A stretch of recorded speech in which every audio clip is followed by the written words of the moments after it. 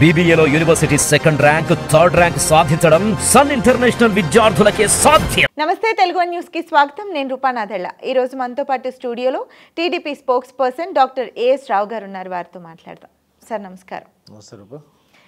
Sir, ఇందాక ఒక గంట క్రితం తిరుమల కొండ మీద రోజా మాట్లాడుతూ రాష్ట్రంలో జరుగుతున్న ఆడపిల్లల పట్ల ముఖ్యంగా ఆ హత్యలు, మర్డర్లు, ఇట్లాంటి అరాచకాలకు సంబంధించి నిన్న గుడ్లవల్లేరు ఇంజనీరింగ్ కాలేజ్లో జరిగిన ఘటన వరకు కూడా ఆవిడ ప్రభుత్వం సిగ్గుపడాలి అని మాట్లాడుతున్నారు. గుడ్లవల్లేరు కాలేజ్లో ఏం జరిగిందంటే, గత 2 ఏళ్లుగా ఆడపిల్లల వాష్రూమ్స్లో సీసీ కెమెరాలు పెట్టి సీనియర్ స్టూడెంట్ రికార్డ్ చేస్తున్నాడు. అది అప్పటి నుంచి వెలుగులోకి రాలేదు, ఇప్పుడు వెలుగులోకి వచ్చింది. గవర్నమెంట్ వచ్చాక వెంటనే చంద్రబాబు నాయుడు గారు స్పందించి వెంటనే అధికారులను ఆదేశించి విద్యార్థుల సమక్షంలోనే మొత్తం సోదాలు నిర్వహించి ఇట్లాంటివి ఏమీ లేవు, ఇంకా జరగవు అని చెప్పిన తర్వాత అప్పుడు స్టూడెంట్స్ కొంచెం రిలాక్స్ అయ్యారు. ఏం మాట్లాడతారు సార్? మైక్ పెట్టగానే ఏది పడితే అది ఎట్లా మాట్లాడగలుగుతున్నారు? ఇంకా నాకు అర్థం కావట్లేదు. రూపా, ఇప్పుడు డైమండ్ రాణి రోజా గురించి ఆమె మాటలు చూస్తుంటే నాకు ఒకటి కామిక్స్ని ఒకసారి ఫ్లైట్లో వెళ్తేప్పుడు ఆ స్క్రీన్లో ఒక కార్టూన్ నెట్వర్క్ వచ్చింది. ఆ కార్టూన్ లేదంటే ఒక పంది మొత్తం బురదలో బొలరి పక్క నుంచి వెళ్ళి తెల్లబట్టలు వేసుకున్న వాడికి పోయి తగులుతుంది. వాడు కోపానికి వచ్చి దాని తంత ఏమంటుంది, ఈ బురద నాది కానీ నీది అని చెప్తుంది అన్నమాట. తో నాలెడ్జ్ ఉన్నవాడు, ఏమాత్రం ఇంగిత జ్ఞానం ఉన్నవాడు మనిషి పందికి బురద అంటిస్తాడా, పంది మనిషికి బురద అంటిస్తాడా అనేది తెలుసుకోగలుగుతాం. ప్రజలు చాలా విజ్ఞులు, ప్రజలకు తెలిసిపోతుంది ఎవరేం కామెంట్ చేస్తారు అనేది. ఇక రోజా కృషి విషయానికి వస్తే, ఈమె తిరుపతి కొండ పైన ఎవరైనా కానీ తిరుపతికి వస్తే మనం చేసిన పాపాలు ప్రక్షాళన చేసుకోవడానికి భగవంతుని ఆశీర్వాదంకి వస్తాం. కానీ అలాంటి పవిత్రమైనటువంటి దేవాలయాన్ని కూడా తన వ్యాపారానికి వాడుకుంది డైమండ్ రాణి అలియాస్ రోజా. ఏ విధంగా అంటే ఆ కుంభకోణం కూడా బయటకు తీసింది నేనే ఇంతకుముందు. అవును, మనమే మాట్లాడాం. ఏంటంటే ఆమె మంత్రి హోదాలో ఉండి ఎన్ఆర్ఐలన్నీ వచ్చినప్పుడల్లా ఆమెకి 25 మందిని తీసుకుపోయి వెసులుబాటు ఉంటుంది. వచ్చినప్పుడల్లా 20 మందికి లక్ష రూపాయలు తీసుకొని ప్రత్యేక దర్శనం చేయించేది. ఒక్కొక్కరికి ఒక్కో ట్రిప్కు 20 లక్షలు, నెలకు 3-4 సార్లు వస్తుంది. నెలకు 60-70 లక్షలు సంపాదిస్తుంది ఆమె. అలా ఆధ్యాత్మిక కేంద్రాన్ని కూడా వ్యాపార కేంద్రంగా మార్చినటువంటి మా తల్లి ఆమె.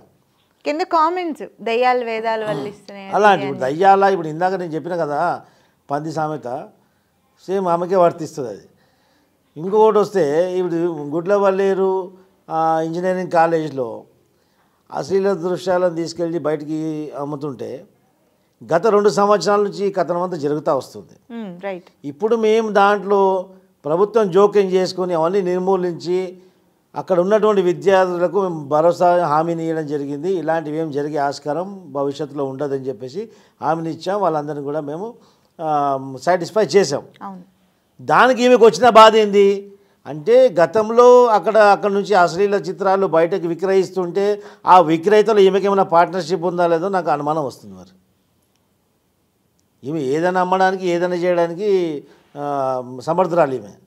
ఈమె చేసినటువంటి పుణ్యకార్యాలు చాలా ఉన్నాయి కదా, అందులో ఒక పుణ్యకారం ఇది కూడా అనుకోవచ్చు మనం.